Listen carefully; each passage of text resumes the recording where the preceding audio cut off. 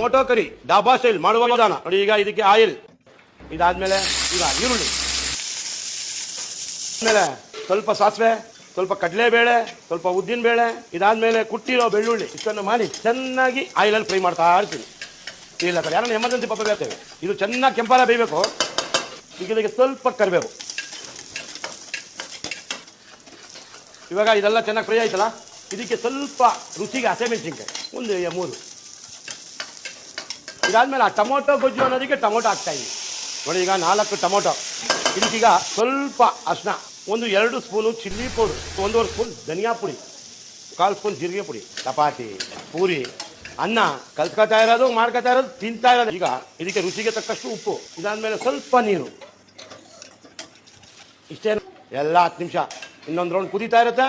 Tomato ಗೊಜ್ಜು ready ಮಾಡ್ತಾ ಇರೋದು, ಚಪಾತಿ ಜೊತೆ ಅನ್ನದ ಜೊತೆ ಕಲ್ಸ್ಕೊತಾ ಇರೋದು. ಯಾವಾಗ ಇದೆಲ್ಲ ಆಯಿಲ್ ಮೇಲಕ್ಕೆ ಬರ್ತಾ ಇದೆ ಅಂದರೆ